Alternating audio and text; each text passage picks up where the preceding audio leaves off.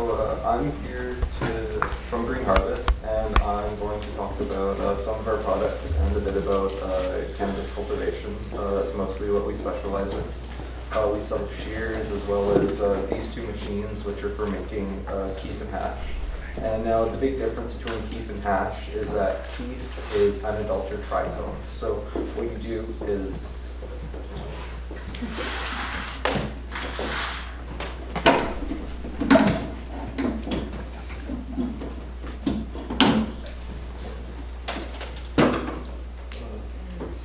this is a polymaster. We have three different sizes. We have one drum that'll do 150 grams, another drum that does 500, and a large one that does 1,500 grams. And making hash and keef is based on the principle that when trichomes become very cold, they get brittle, and by agitating the material, we can knock them off and collect them by filtering out using silkscreen.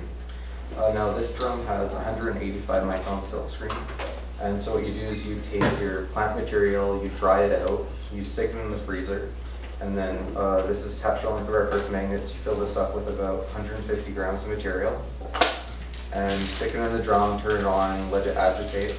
Usually what I do is I do about a 5-minute run, take it out, clean it out, do a 10-minute run, and then I'm done with it. And basically the longer that you agitate it for, the more contaminated your material gets. So we're going to be doing a bit of a demonstration with some lavender today, because there are also other flowers that have trichomes, not just cannabis, but lavender as well as carrot flowers, and I'm sure there's others.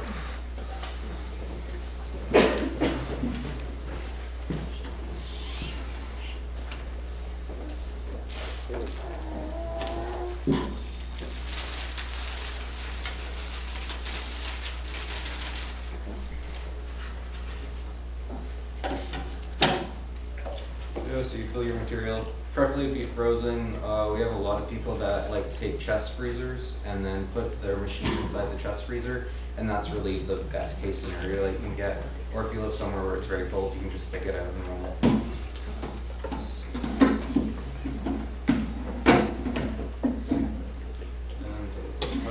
And basically it turns at 23 RPM. So we'll just let this turn for a bit. It'll start collecting on the sides and the bottom of the box, and all of our plastic is 100% food grade material.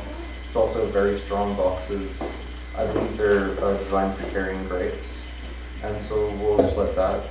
One thing that I like to do is whenever I take my material, I always tumble it first, and then take it out, refreeze it, and then I use the bubble master to wash it, and that way I'm getting the most material. Another amazing thing that we found with the machine is that if you have stems, you can actually take them, cut them down into 1 to 2 inch pieces, throw a couple of golf balls in the machine, and tumble that. And I usually run it for 15, 30, maybe an hour, and you'll actually start to get a nice amount of trichomes off even just the stems, not really something that people just throw out.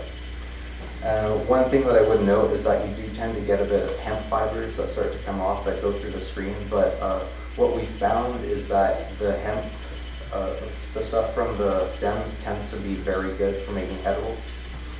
So that's another great reason to be using the separation machines, so that you can use that, make butter, add it in cookies. And another thing is the bubble master. Now the bubble master makes hash, and so it works by the top bag that we have, that's a pyramid bag, and that basically works like a tea bag. So you freeze your material, you throw it in there, you fill the machine up with halfway with ice, and then you fill it up with water, turn on for 5 minutes, throw the bag in, mix it up, and then generally you'd have a second 5-gallon bucket with your catch bags in that, and you'd agitate it for a bit, and then run the water through your bags. I generally use a 3-bag system, which is a 220, which gets anything that gets past the first bag, and then your 2 catch bags would be 70 and 38. Really common question that I get is what's the best bag to use, what gets the highest yield, and from what I've found is that it varies widely from strain to strain. Certain strains have larger trichomes, certain strains have smaller, so it's really in your best interest to play around and figure out what's going to be getting your highest yield. Something that's very common that everyone knows is the clear dome hash, and basically what that is you're only washing it for 5 minutes, taking it out, running the water, and that's generally your cleanest, and you won't have basically any plant material in that stuff. So this is probably done. Excuse me, could I just stop and ask what you did to pre-prepare the lavender or the cannabis prior to going into the drum spinning? It would normally be dried and then frozen. The lavender tends to have a lot of trichomes, so we don't need to freeze it. But you don't have to freeze it, it just makes it run a lot better. Did you grind it up in any fashion though, or? No. No? If you grind it up, that's just gonna contaminate your material faster. Right. Do you experience any tears when you put the stems and sticks in the golf balls? These tend to run, they work very well. We have a 1-year warranty on everything, so if you do have something, we will send you out a new screen. So if someone puts too strong a big piece in, and it tears it? I haven't had any problems with tears yet. I usually run it in 500, so that's we have our 1500 on both sides. You can see those, but I don't know if anyone can see, but there's.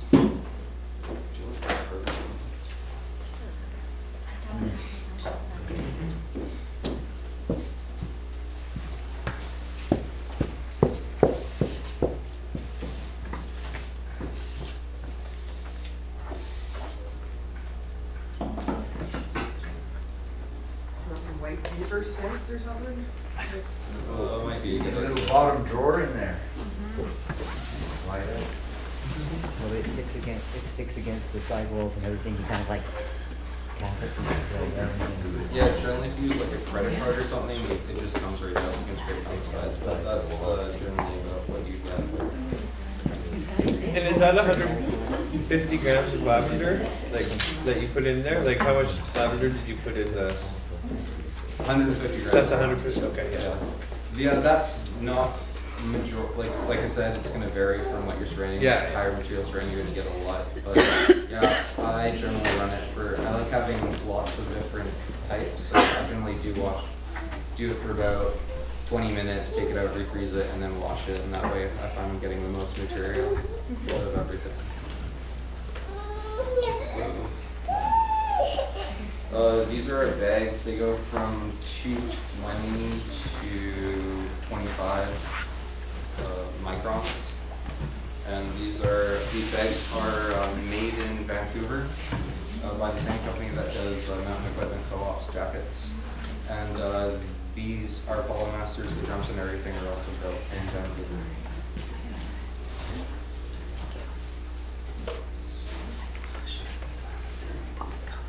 Do you sell the bags separately or all? Yes, we do. We have, these are our 5-gallon bags. We also have 20 gallons, 1-gallon bags, which are even smaller. And then we have, what are the ones? We just have 20. The 20 gallons. And what people do is, if you have a lot of material to run, you can actually go and buy a full-size washing machine, and you want to find one with the bottom agitating plate. And we sell larger versions of these bags, and you just use a full washing machine. You do the same thing with a big bucket and your 20 gallons, and just run it through. Oh, it's just I bought a pair in Nelson a while ago, just 2. And I'm thinking I'd like one more finer Yeah. silk screen. So, and I haven't been able to buy just a single. I had all the things kit. Yeah, we do sell single bags. Does anyone else have any questions?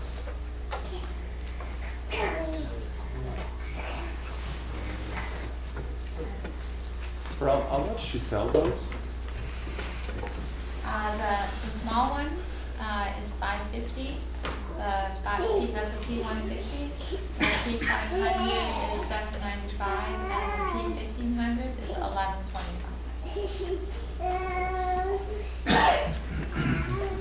That's what the pollinator you're speaking? Is that what you're talking about, the pollinator? Yes, we're talking about the prices of the pollinator. And they're all, like I said, that all the parts are guaranteed for 1 year. Most of the machines that I've sold in the last 10 years are still running today because we have all the spare parts. So even if you give it to a friend and it comes back without its motor and without its drum, he can repair it for you. I've had a bubblator for 5 years, and I use it a lot, and it still works as good as the day I bought it. And I bought it for you. Yeah.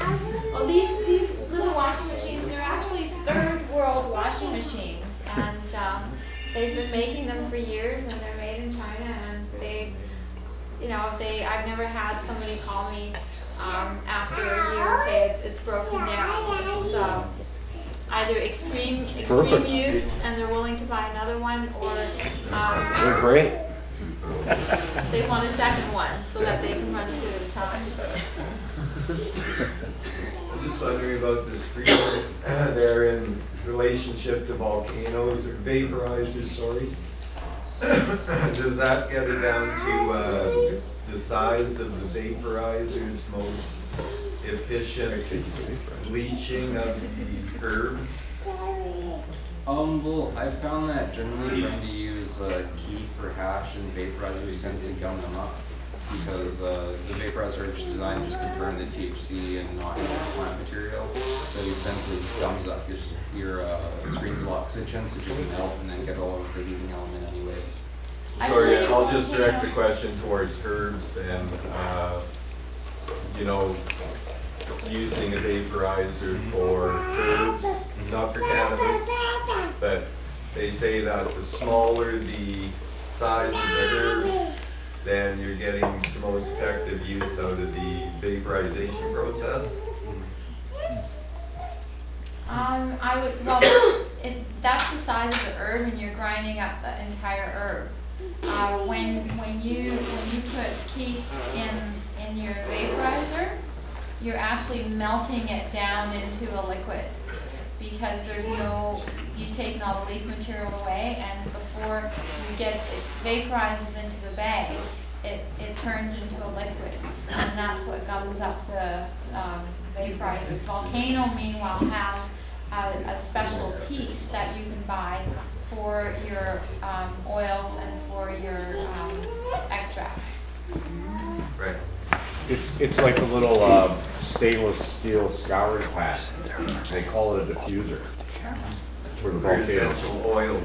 It's meant. They say it's for essential oils. It comes with the volcano, or you can buy with the volcanoes. But that's what it's called, a diffuser. It looks like a little stainless steel scouring pad that you insert inside, and then supposedly put your essential oil on that.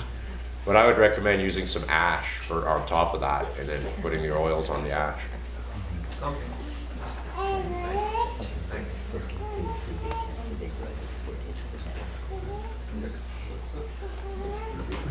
No, that lavender keef that you made, what would one do with that? Have you just made it because you can, or is there a use for it? Maybe we should direct that question to Gail. The question was, what do we do with the lavender hash? Well, I really want to just take it and mix it with a little bit of beeswax and a little tiny bit of olive oil, and just make a salve out of it. So it would be the most incredible burn salve for one. That's the first thing that pops into mind. You could make a tincture out of it. You could make a tea out of it. That would probably just knock you right out. And the other herbs that are easily extracted with the pollen master is eucalyptus is one. It does rose. If you have a lot of roses, it will take off the trichomes off of roses as well. Carrots, as Spencer mentioned before, but I believe dill as well.